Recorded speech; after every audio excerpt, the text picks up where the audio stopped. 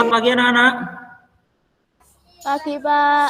Pagi, Pak. Bagaimana kabarnya kalian hari ini? Sehat, Pak. Pak. Baik, Pak. Baik, Pak. Baik, Pak. Ya, puji Tuhan. Anak, kita kembali lagi belajar bersama-sama hari ini, berkumpul lewat Google Meet hari ini. Kita akan memulai pembelajaran kita anak-anak. Sebelum kita memulai pembelajaran hari ini, mari kita berdoa dulu anak-anak. Minta tolong Faro ya untuk memimpin doa pada pagi hari ini. Ya, Pak. Dalam nama Bapa dan Putra dan Roh Kudus. Amin. Ya Tuhan, terima kasih sudah mengumpulkan kami di Zoom ini. Semoga pembelajaran hari ini lancar. Amin. Dalam nama Bapa dan Putra dan Roh Kudus. Amin. Baik, terima kasih Faro yang sudah memimpin kita pada hari ini dengan berdoa. Anak-anak, yuk sebelum kita memulai pembelajaran hari ini, coba mikrofonnya dinyalakan semua ya. Semangat pagi. Pagi. Luar biasa. Saya akan mengecek dulu kehadiran kalian. Saya cek dulu ya, nanti yang saya panggil tolong dijawab. Agnesia Desvika. Hadir, Pak. Oke. Angelina Ari Putri. Hadir, Pak. Terus Benaya Aditya. Hadir, Pak. Ya, Kristania Julia. Hadir, Pak. Oke, kita akan segera memulai pelajaran kita ya. Anak-anak sudah menyiapkan buku dan alat tulisnya? Pak. Hari ini kita akan belajar tema 1, selamatkan makhluk hidup. Subtema yang kedua, tentang hewan sahabatku. Pembelajaran yang pertama. Tujuan pembelajaran kita hari ini, yang pertama nanti anak-anak bisa untuk menjelaskan cara perkembangbiakan hewan. Selanjutnya, tujuannya adalah anak-anak dapat menentukan potensi-potensi ekonomi negara-negara yang berada di ASEAN. Anak-anak bisa menyebutkan tidak hewan-hewan yang ada di negara ASEAN? Gajah putih. Ada gajah putih. Burung cendrawasih, harimau. Coba kalian perhatikan gambar berikut ini. Ini adalah contoh beberapa hewan yang ada di ASEAN. Nah, kita lanjutkan. Bagaimana cara hewan-hewan tersebut berkembang biak? Bertelur, beranak. Nah, anak-anak, supaya kalian semakin jelas dan paham, kalian perhatikan ya.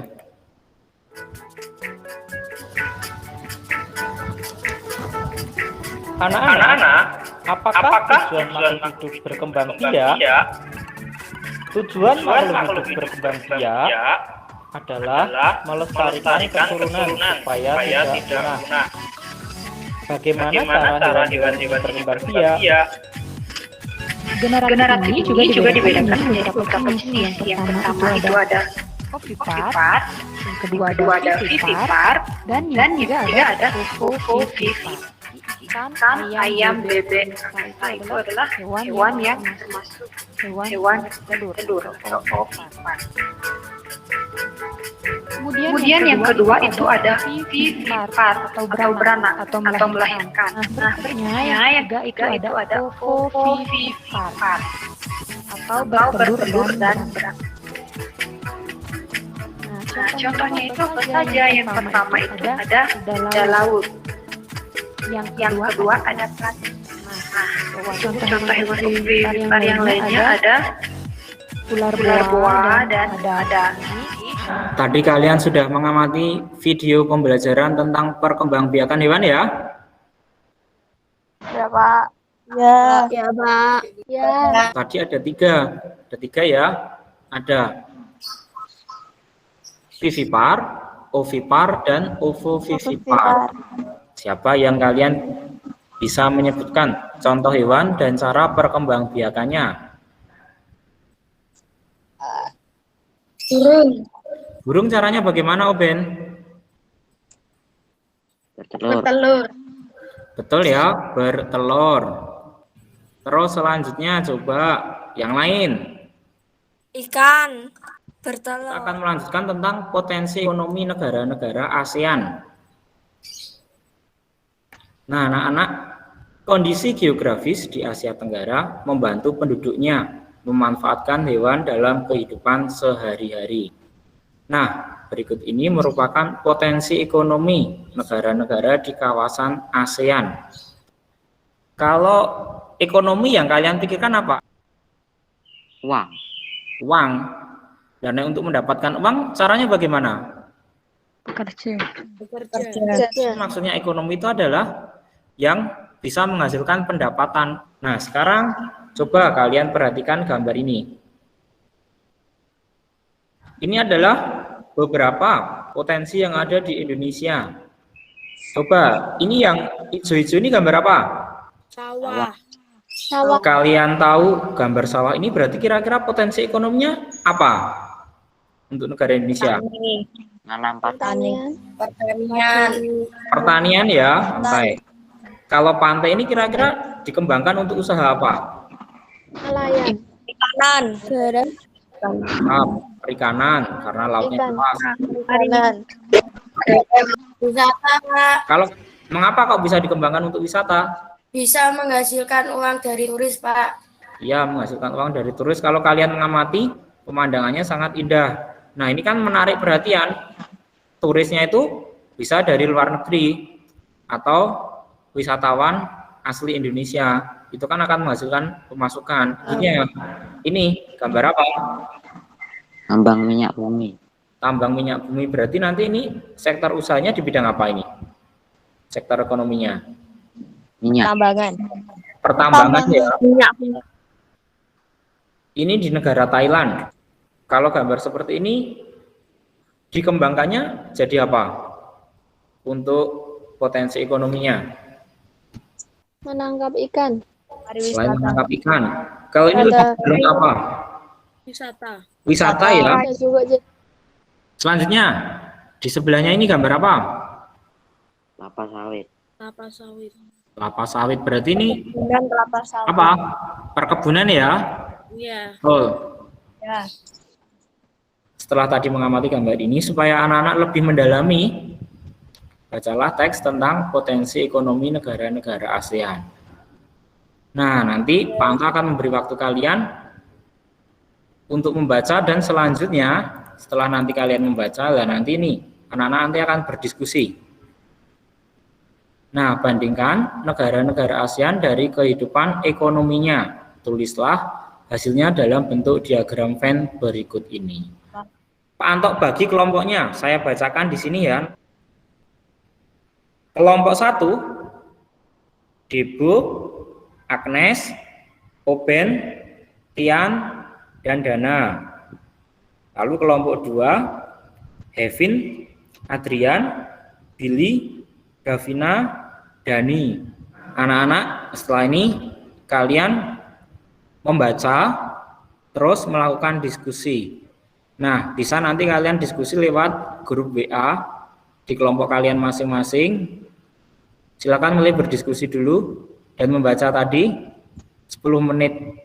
Silakan dimulai sekarang.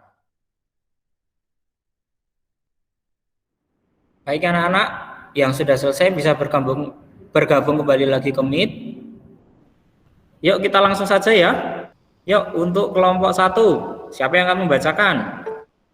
Atau mungkin dari kelompok 2 dulu. Ya, Pak. Oh ya, Hevin yang akan membacakan. Silakan Hevin. Yang pertama yaitu dari Brunei Darussalam.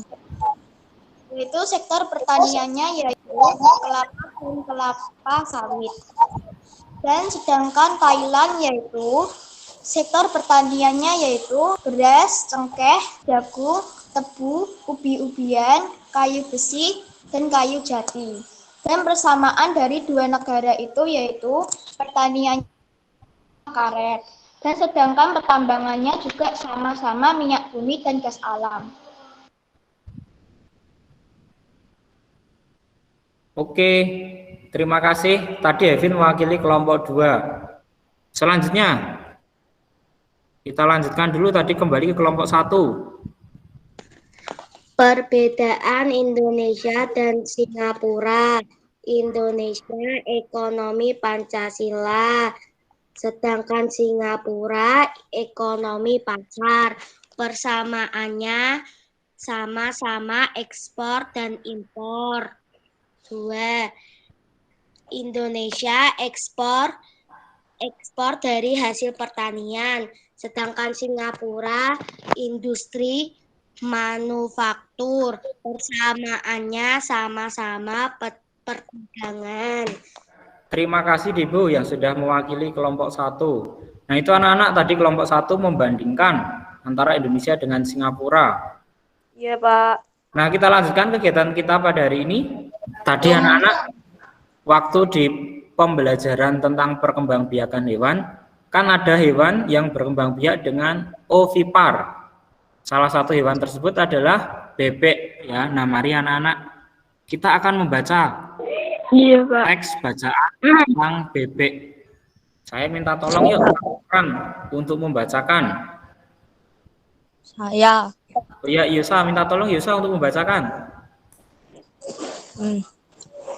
Bebek adalah unggas yang hidup di darat tetapi menyukai perairan. Penduduk Indonesia banyak memanfaatkan daging dan telur bebek untuk kebutuhan sehari-hari. Lapisan minyak berguna untuk membuat suhu tubuh bebek tetap hangat di malam hari. Ya, terima kasih. Kalian tahu ya bahwa setiap bacaan ini pasti memiliki yang namanya ide pokok. Anak-anak masih ingat apa yang dimaksud ide pokok? Ide pokok adalah ide atau gagasan yang menjadi pokok pengembangan suatu paragraf. Kalau menentukan ide pokok, caranya bagaimana anak-anak? Mengetahui isi cerita terlebih dahulu, Pak. Iya, betul. Harus dibaca dulu, terus diketahui isi cerita atau isi bacaannya terlebih dahulu. Coba, untuk yang pertama ini, siapa yang berani mencoba menentukan ide pokok? Menyampaikan pendapatnya. Coba Ian. Gagasan pokoknya apa ya, Ian? Bebek adalah unggas hidup di darat tetapi menyukai pelarian. Perairan ya, bukan pelarian. Kita lanjutkan yang paragraf kedua. Coba Dani. Bulu bebek tidak pernah basah meskipun ia berenang dan menyelam. Betul, ini adalah gagasan pokok di paragraf yang kedua. Gitu anak-anak? Sudah jelas ya? Ya, jelas. Ya, sekarang apa saja yang telah kalian pelajari hari ini?